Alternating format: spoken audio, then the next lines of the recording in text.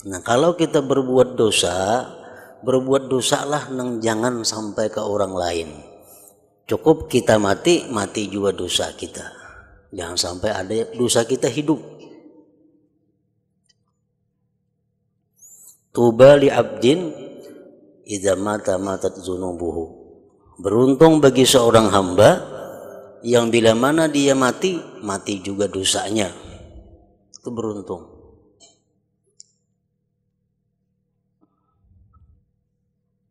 Ilmu yang dimanfaatkan dengannya, ilmu kebaikan, bagus.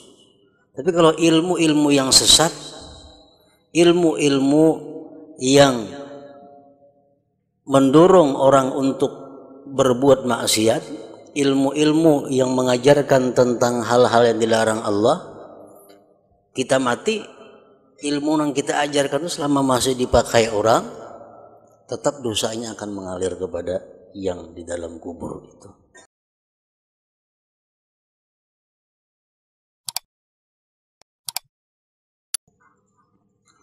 Bismillahirrahmanirrahim. Alhamdulillahirabbil alamin. Wassalatu wassalam ala asyrafil anbiya wal mursalin sayyidina maulana Muhammadin wa ala alihi wa sahbihi ajma'in. Qala al-musannifu rahimahullah wa nafa'ana bi ulumihi fid dharain amin. Mendengar sabdaan Rasulullah sallallahu alaihi wasallam ini, lalu Mu'adz menangis seraya berkata, di mana di dalam hadis itu telah disebutkan penjelasan Rasulullah sallallahu alaihi wasallam bagaimana amal ibadah yang dilakukan seorang hamba itu sehingga bisa sampai ke hadirat Allah Subhanahu wa taala, yaitu ada tingkatan-tingkatan, tahapan-tahapan yang mesti dilalui. Ada 7 penjagaan dari malaikat sehingga amal dari orang yang takwalah yang bisa sampai ke hadirat Allah Subhanahu wa taala. Mendengar penjelasan itu, Mu'adz bin Jabal, sahabat Nabi, menangis seraya berkata, engkau adalah Rasulullah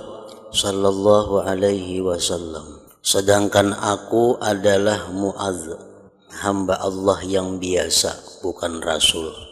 Maka bagaimana aku dapat selamat dan sejahtera?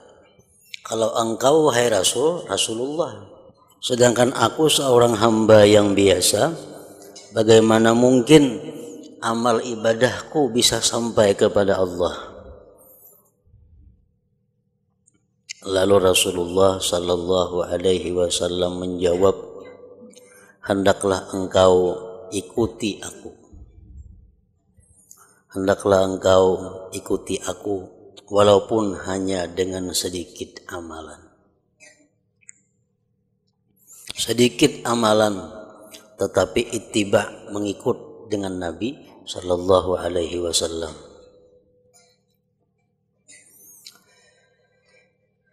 Hendaklah engkau ikuti aku walaupun hanya dengan sedikit amalan. Wahai Mu'adz, jaga lidahmu baik-baik. Jaga perkataanmu baik-baik daripada mencela saudaramu yang membaca Al-Quran, maksudnya golongan ulama. Jaga lidahmu daripada mencela ulama.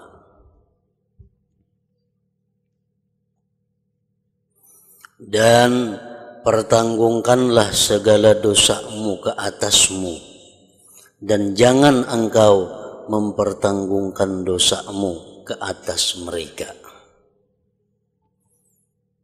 Salah satu di antara pemahaman ini adalah, kalau engkau berbuat dosa, wahai Mu'adz, perbuatlah artinya dosa yang hanya untuk pribadimu.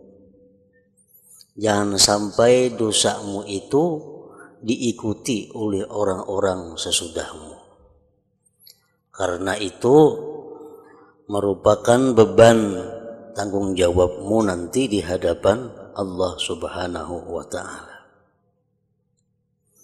Sebagaimana ada disebutkan amal jariyah, amal yang mengalir sesudah kita mati. Amal ibadah ada, amal maksiat ada yang mengalir sesudah mati kepada kita. Amal ibadah dalam hadis disebutkan sedekah jariyah atau ilmu yang yuntafa'u bihi, yang diambil manfaat orang, atau waladin salih yad'ulah, atau anak yang saleh yang mendoakan.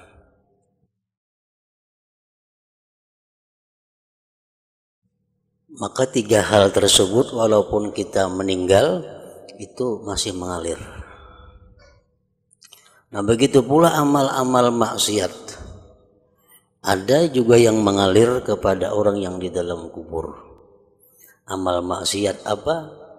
Sedekah jariyah juga, tapi sedekah jariyah yang digunakan kepada maksiat terhadap Allah Subhanahu wa Ta'ala. Umpamanya seseorang membangun tempat di mana tempat itu biasanya digunakan orang maksiat. Nah, membangun tempat itu, kita ambil contoh umpamanya gardu. Nah, gardu adalah tempat yang umumnya digunakan untuk hal-hal yang kada baik, becatur, badum. Di gardu itu biasanya orang becatur, badum, berimi, dudukan, ada kekaruan. Nah, kita ulahkan gardu sehingga kita mati, gardu masih dipakai orang permainan situ, orang badum. Nah, maka itu sedekah jariyah juga, cuma jariyah nang kada baik. Jariyah nang mengalir tapi nang negatif, nang kada baik. Nah, kalau kita berbuat dosalah nang jangan sampai ke orang lain. Cukup kita mati juga dosa kita. Jangan sampai ada dosa kita hidup. Tuba li abdin idza mata matat dzunubuhu. Beruntung bagi seorang hamba yang bila mana dia mati juga dosanya. Itu beruntung.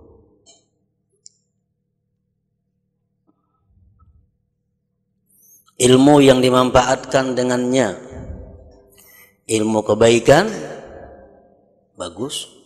Tapi kalau ilmu-ilmu yang sesat, ilmu-ilmu yang mendorong orang untuk berbuat maksiat, ilmu-ilmu yang mengajarkan tentang hal-hal yang dilarang Allah, kita mati, ilmu yang kita ajarkan itu selama masih dipakai orang, tetap dosanya akan mengalir kepada yang di dalam kubur itu.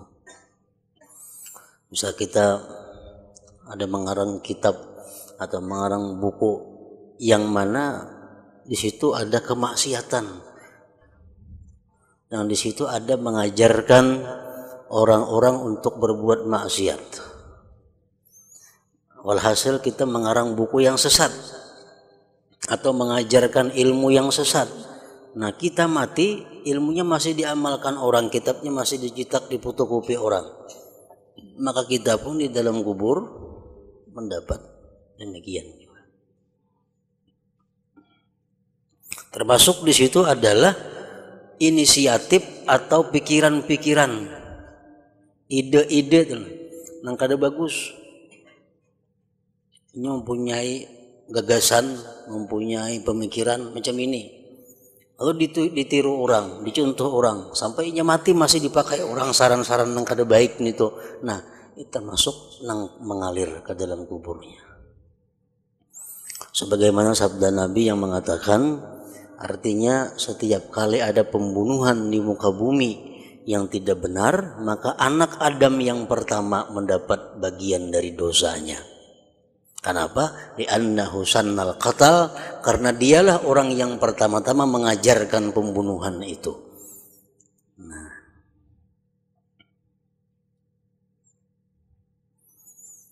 yang ketiga, anak yang jahat, yang tidak dididik. Orang berisi anak ada dididik kepada kebaikan. Bahkan apalagi anak dibawa kepada kemaksiatan.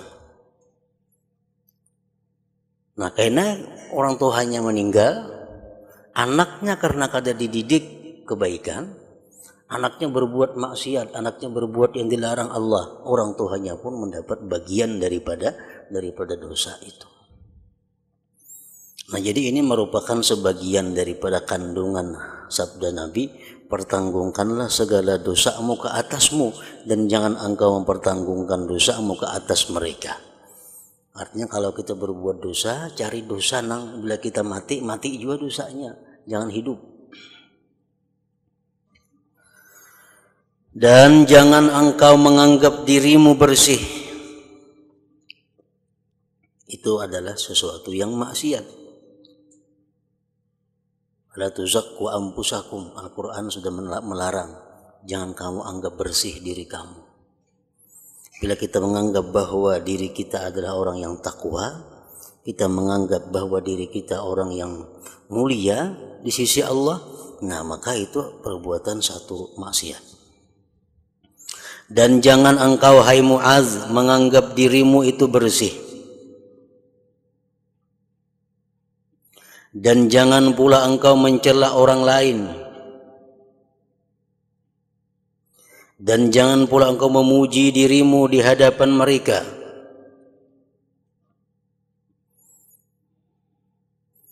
Dan jangan pula engkau memuji dirimu di hadapan mereka.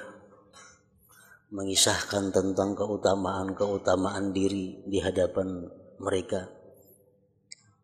Nah, itu adalah sesuatu yang dilarang oleh Allah. Wahai Mu'adz, jangan pula engkau memuji dirimu di hadapan mereka. Dan jangan engkau campurkan urusan dunia di dalam urusan akhirat. Artinya kalau kita memperbuat amaliyah akhirat, maka murnikanlah itu karena Allah. Jangan dicampuri dengan urusan-urusan yang sifatnya keuntungan duniawi. Dan jangan engkau menyombongkan diri di dalam majelismu. Nanti orang ramai akan takut kepadamu karena kejahatanmu.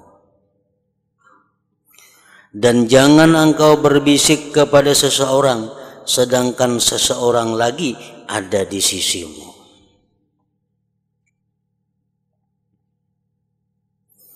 Dan jangan engkau membesarkan dirimu,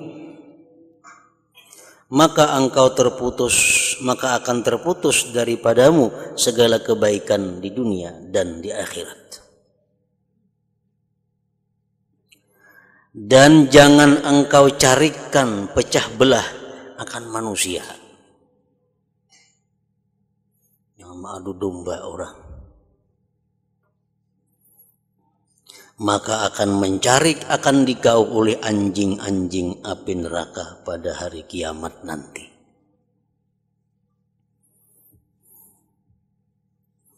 Allah telah berfirman, wan nasyitati nashta.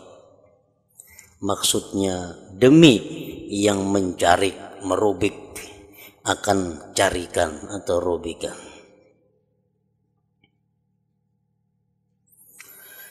Apakah engkau ketahui hai Mu'adz, siapakah mereka yang mencarik itu? Siapakah yang merubik-rubik manusia itu di dalam api neraka kaina? Lalu Mu'adz menjawab, ya Rasulullah, sebenarnya siapa mereka itu? Lalu Nabi SAW menjawab, itulah anjing-anjing yang garang di dalam api neraka, yang akan mencarikan daging sehingga sampai ke tulang. Balasan kepada orang-orang yang mengadu domba, memecah belah persatuan orang-orang yang baik, persahabatan orang yang rukun, damai.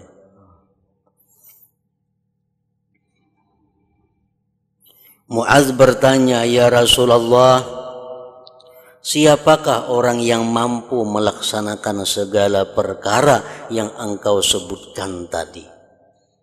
Siapa nang kawa melaksanakan itu? Jangan berbuat dosa macam ini, jangan memecah belah umat, jangan mencela orang, jangan menyombongkan diri, jangan membersihkan diri, jangan mencela orang lain. Siapa yang bisa melaksanakan itu, wahai Rasulullah? Dan siapakah yang akan selamat daripada siksaan itu? Nabi Shallallahu Alaihi Wasallam menjawab, itu sebenarnya mudah bagi orang yang dimudahkan oleh Allah Subhanahu wa Ta'ala. Melaksanakan perintah-perintah Allah itu sebenarnya mudah. Menjauhi larangan-larangan Allah itu gampang bagi orang-orang yang dimudahkan oleh Allah Subhanahu wa Ta'ala.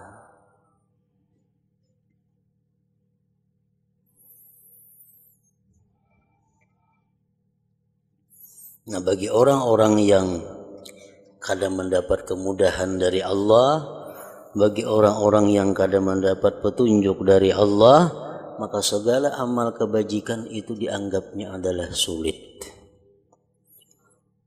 Segala amal ibadah dirasakannya payah.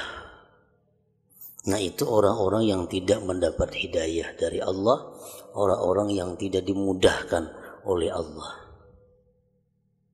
Dan Rasulullah sudah memberikan pengarahan, penjelasan kepada umatnya, kullun muyassarun lima khuliqa lahu.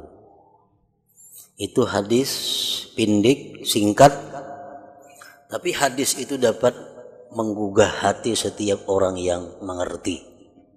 Hadis yang pindik tadi bisa menggugah hati orang-orang yang memikirkan tentang dirinya. Kullun muyassarun lima khuliqa lahu. Tiap-tiap orang itu dimudahkan untuk melakukan sesuatu yang dia itu diciptakan untuk sesuatu itu. Ini hadis Rasulullah Shallallahu Alaihi Wasallam adalah merupakan sambungan daripada kalimat beliau sebelumnya. Ujar beliau mengatakan bahwa Allah menciptakan manusia dan sudah Allah tentukan ini orang-orang yang akan menghuni surga Allah, ini orang yang bakal menghuni neraka Allah. Itu kada akan berubah lagi. Sudah di masa azali, di masa yang dahulu kala, sebelum kita wujud ke alam dunia ini, sudah ada nama kita dan tempat yang bakal kita tempati. Fulan bin Fulan tempatnya di surga. Fulanah binti Fulan tempatnya di surga. Fulan bin Fulan tempatnya di surga. Fulan bin Fulan tempatnya di neraka. Itu sudah ada bacaannya, ada ketetapannya, dan kada berubah. Lalu sahabat Rasulullah mengatakan, wahai Rasulullah, kalau macam itu hal sudah tetap, buat apa kami beribadah? Idzan nattakilu ya Rasulullah. Kalau begitu, wahai Rasul, bagaimana kalau kami pasrahkan diri kepada takdir itu? Kayak apa dipasrahkan aja diri? Kada usah sembahyang gin, kada usah puasa gin, kada usah apa gin, karena sudah ada ketetapannya. Kita sembahyang, kita menuntut ilmu, kita mengaji, kita sembahyang tahajud, sembahyang macam-macam. Tapi mau sudah kita ditetapkan ke neraka, ya ke neraka juga mati. Orang berzina, orang makan riba, berjudi, segala macam maksiat dilakukan. Tapi kalau ingin sudah ditetapkan ahli surga, ya sudah ke surga juga matinya. Idzan nattakilu ya Rasulullah. Kalau begitu kita bertawakal aja ya Rasulullah. Kalau sampai susah payah lagi, tawakal aja. Nah, Rasulullah menjawab dengan sebuah hadis yang terkenal, hadis yang pendek tadi, kullun muyassarun lima khuliqa lahu. Kullun muyassarun lima khuliqa lahu. Tiap-tiap orang itu dimudahkan untuk memperbuat sesuatu yang dia diciptakan untuk sesuatu itu. Kalau kita diciptakan Allah untuk menghuni surga, kita ditetapkan oleh Allah untuk menghuni surga, kita pasti dimudahkan oleh Allah untuk melakukan amal-amal yang mengarah kepada surga. Kalau orang itu diciptakan Allah sebagai penghuni neraka, dia akan dimudahkan Allah untuk melakukan amal-amal perbuatan yang mengarah kepada api neraka. Nah, bagi orang-orang yang sudah namanya ditetapkan oleh Allah sebagai ahli surga, maka tidak ada amal ibadah yang sulit terhadapinya. Tidak ada larangan-larangan yang sulit dijauhinya. Semuanya itu adalah mudah karena dia memang diciptakan Allah untuk surga. Tapi kalau orang-orang yang diciptakan Allah ke dalam neraka, nanti matinya masuk neraka, ditakdirkan demikian, sembahyang 2 rakaat pun inya rasanya lebih berat daripada mengangkat sekarung beras. Sulit. Walaupun hanya sembahyang 2 rakaat mungkin perlu waktu 2-3 menit tentu. Tapi melaksanakan 2-3 menit itu rasanya sulit luar biasa. Nah, ini orang-orang yang sudah alamat-alamat, tanda-tanda ini orang dipersulit berbuat amal surga. Nah, jadi kita di dalam hati kita i'tikadkan, kita camkan dalam diri kita, setiap kali kita sulit berbuat kebaikan, setiap kali kita rasa ngalih untuk memperbuat taat, kita bisiki hati kita, jangan-jangan kami termasuk yang ditulis Tuhan ahli neraka, seakan apabila sulit berbuat kebaikan. Nah, kullun muyassarun lima khuliqa. Itu hadis pindik itu dapat menggugah hati kita, dapat menggerakkan kita. Baca ini amalan 1000 kali, malah pahnya, berarti aku ini kada cocok amalan 1000 kali ini, berarti aku bisa jadi orang ahli neraka. Kerjakannya aku ahli surga, aku inting aja membaca 1000 ini. Kenapa aku ngalih benar membaca Quran? Kenapa aku ngalih membaca salawat? Kenapa ngalih aku nuntut ilmu? Malas nuntut ilmu. Barangkali aku ini kada orang ilmu. Barangkali aku ini orang neraka. Jakanya aku orang ilmu, orang surga, kada ada yang sulitnya bagi aku ilmu agama itu. Nah, itu. Jadi jar Nabi kita tadi apa? Jar Nabi itu sebenarnya mudah bagi orang yang dimudahkan oleh Allah. Siapa orang yang dimudahkan Allah berbuat kebaikan itu? Orang-orang yang sudah dipastikan oleh Allah sebagai ahli surga. Orang-orang yang sudah ditulis dalam Lauhil Mahfuz itu orang ahlul jannah, orang ahli surga.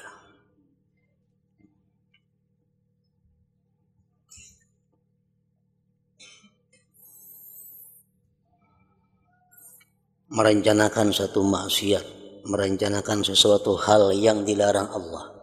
Kenapa selalu mudah? Bila aku ini berbuat maksiat pasti terjadi. Bila aku hendak maksiat pasti terjadi. Berapa kali sudah membuktikan. Hendak mencuntan penurangna. Tampina sunyi orangnya guringan, lamarinya pas kada berkunci. Sehingga mudah melakukan mencuntan. Nah, ini orang bakal penghuni neraka. Kalau orang bakal penghuni surga, hendak mencuntan itu nah. Ditanggalnya orangnya kada guringan lagi. Masuk ke kamarnya orangnya ada kada jadi itu cuntan. Esok ini diintai pulang, benak mengambil ada yang datang kada jadi pulang mencuntan. Nah, selalu dihalangi oleh Allah untuk berbuat maksiat. Bila kita macam itu alamat bahwa kita orang yang baik, alamat bahwa kita adalah orang kanan, orang yang diciptakan Allah untuk surga.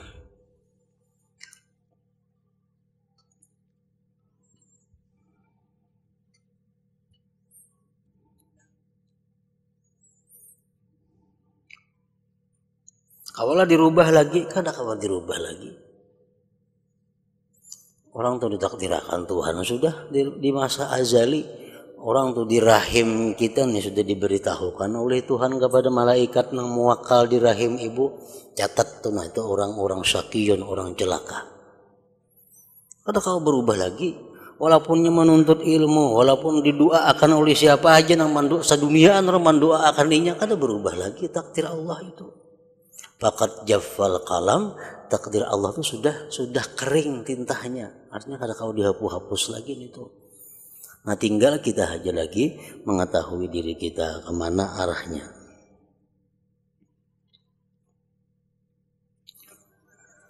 Kemudian lalu Khalid bin Ma'dan berkata, maka aku tidak pernah melihat seseorang yang banyak membaca Al-Quranul Karim lebih daripada Mu'adz, karena beliau paham terhadap hadis yang besar ini.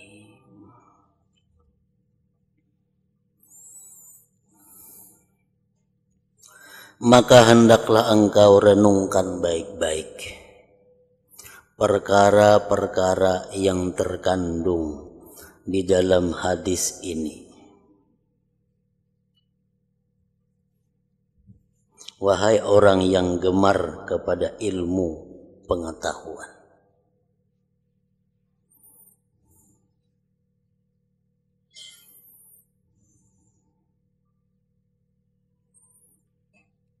Hadis Rasulullah SAW yang tersebut minggu dahulu itu adalah intinya bahwa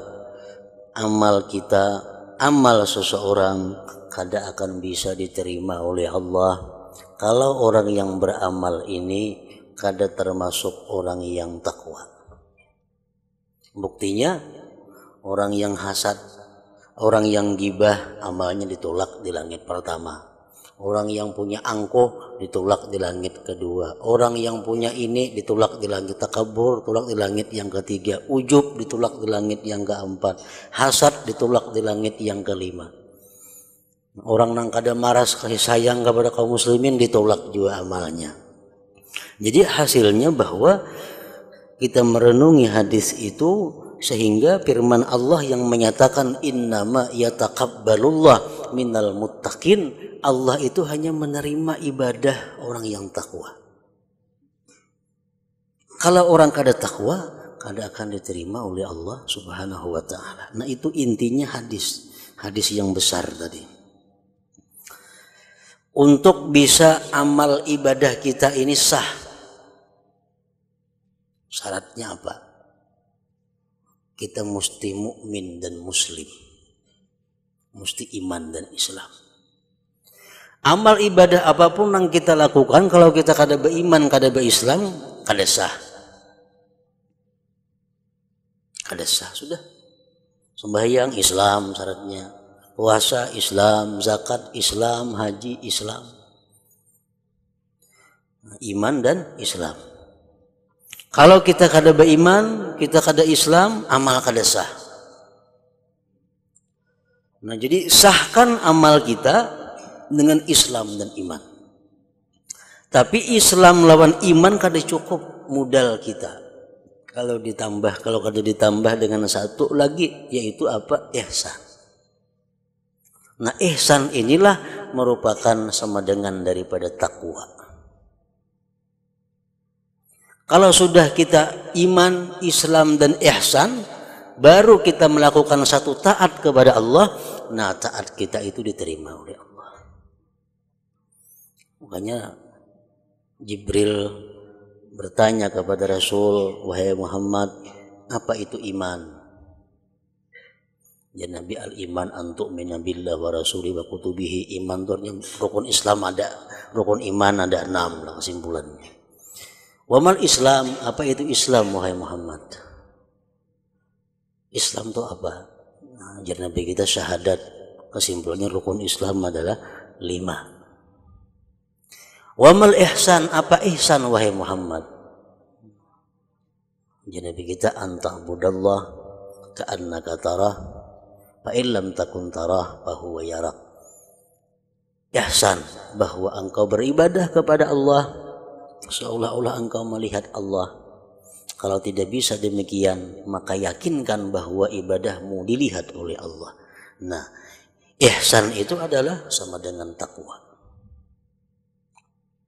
Bila sudah kita iman, Islam dan ihsan, lalu kita memperbuat ibadah, jelas sudah ibadah kita diterima oleh Allah Subhanahu wa taala.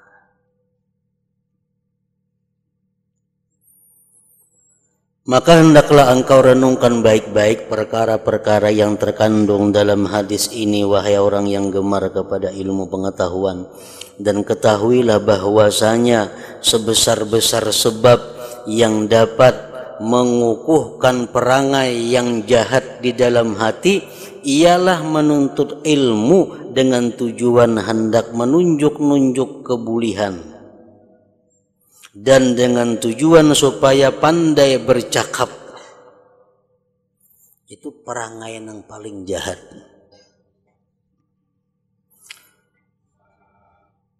Sebab timbulnya segala macam bentuk kejahatan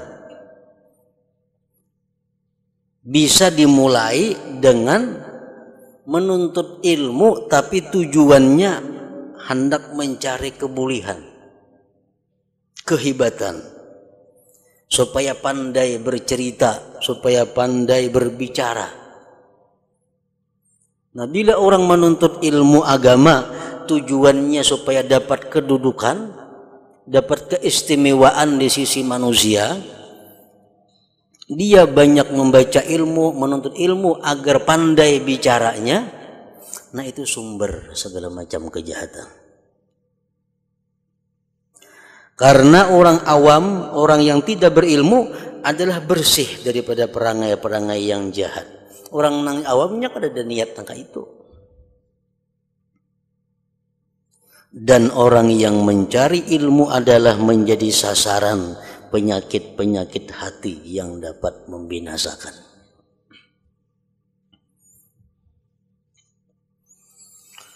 Maka lihatlah pada dirimu dan timbanglah baik-baik. Mana yang lebih penting dan mana yang lebih baik. Apakah yang lebih baik itu belajar ilmu yang membawa engkau supaya berhati-hati daripada segala perkara yang dapat membinasakan engkau, lalu engkau sibuk dengan memperbaiki hatimu dan membangun akhiratmu? Ataukah yang lebih baik itu engkau bergaul dengan orang-orang yang banyak bercakap kosong, maka engkau mencari ilmu yang menjadikan engkau orang yang takabur, riya, hasad dan ujub, sehingga akhirnya engkau akan binasa bersama dengan orang-orang yang binasa. Ilmu apa yang mestinya dahulu kita cari? Ilmu apa yang mestinya kita tuntut? Cari ilmu yang lebih penting, ilmu yang lebih baik, ilmu yang bisa menyelamatkan kita dunia dan akhirat. Dan ketahuilah olehmu bahwa 3 perkara ini, hasad, riya, dan ujub, ialah asal kepada segala penyakit hati.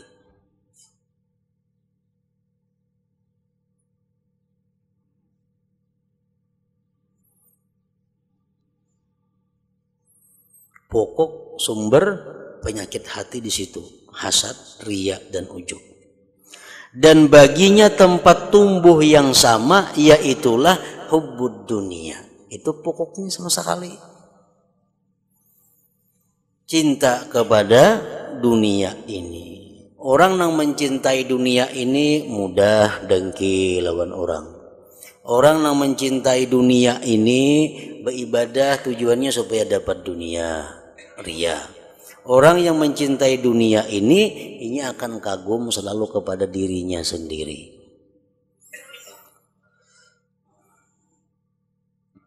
Oleh karena itu Rasulullah Sallallahu Alaihi Wasallam pernah bersabda, hubbud dunya ra'su kulli khati'atin. Artinya cinta dunia itu adalah puncak daripada segala kejahatan. Sumber segala kejahatan adalah mencintai kepada dunia ini. Nah, apa sekarang arti dunia itu?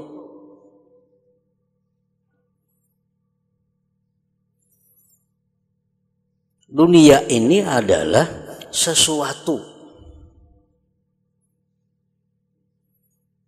yang tidak ada manfaat kepada kita sesudah kita mati. Dunia namanya.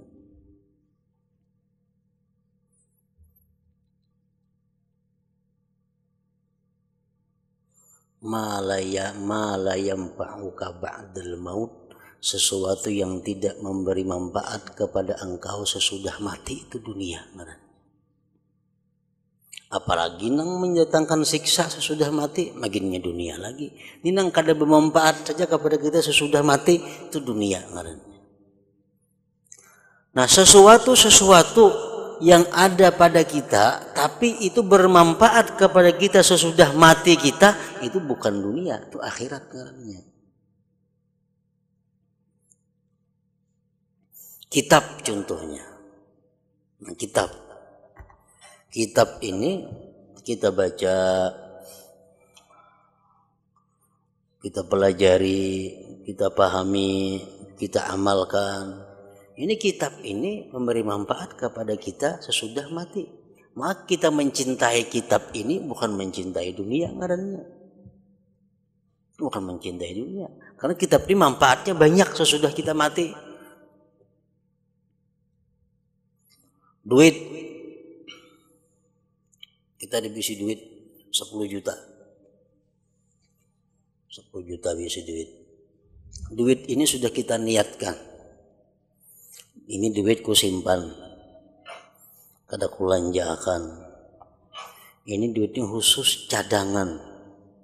Kalau kena ada orang nang kepipit, kalau ada orang nang kena sengsara, nang hendak berhutang duit, ini kuhutangi duit ini kena. Ada orang-orang nang kesusahan, nang perlu kubantu, satu saat kaina ini duit ini kena nang kugunakan. Atau duit ini kena aku sakit, aku garing, aku hendak berobat, duit ini aku gunakan. Jadi duitnya aku sayangi benar nih. Nah, menyayangi duit itu bukan menyenangi dunia. Kenapa? Karena duit ini bermanfaat di akhirat. Ini bermanfaat di akhirat duit ini. Kenapa bermanfaat? Tujuan kita bagus. Tujuan kita menyimpan duit ini bukan untuk mencari kenikmatan dunia, bukan mencari kesenangan dunia, bukan hanya mencari bermewah-mewah dalam dunia, kada. Duit ini sengaja ku simpan untuk keperluan tadi. Nah, kita cintai duit itu, kita sayangi, kita pelihara duit tadi. Itu kita kadang mencintai dunia, mencintai akhirat. Nah itu, jadi kadang mesti duit itu dunia, kadang mesti. Sesuatu yang bermanfaat kepada kita sesudah kita mati, ngarannya akhirat. Aku sayang menelawan sepida aku ini bujur buruk. Rejek kalau majlis taklim aku bersepida ini. Ke pasar nukarakan keperluan rumah tangga segan anak bini bersepida ini. Ini sepida aku ini aku sayangi benar ini. Nah itu bukan menyayangi dunia. Kenapa? Karena sepida ini ada manfaatnya akhirat. Ke majlis ilmu, mengkor keperluan sehari-hari, ini berarti mencintai sepida itu kan mencintai dunia, mencintai akhirat. Nah, setiap benda atau apapun ngarannya yang biasanya membuat kita lingah terhadap Allah, benda atau sesuatu yang membuat kita banyak maksiat dengan benda itu, nah ini ngarannya dunia. Barang nang biasa jadi andalan kita untuk beragak, barang nang jadi andalan kita untuk bermegah-megah, ini barang dunia. Ini kita mati ini menyiksa kita kayaknya. Bukan bermanfaat, lawan kita ada menyiksa kita. Nah, mencintai barang-barang itu mencintai dunia ngarannya. Itulah yang jar Nabi tadi, mencintai dunia pokok segala macam kejahatan, sumber segala macam kesengsaraan.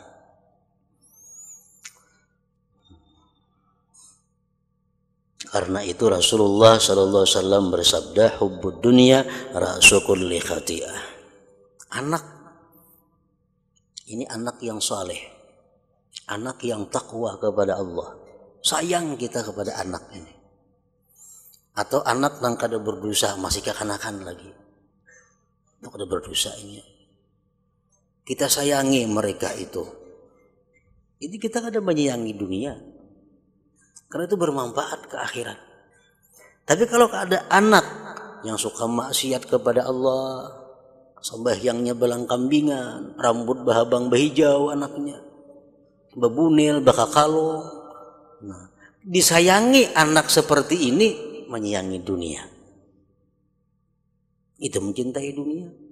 Kenapa? Karena anak ini kalau sudah kita mati menyengsarakan kita, menambah siksa di akhirat. Karena kita menyayangi sesuatu yang dilarang Allah menyayanginya, mencintainya.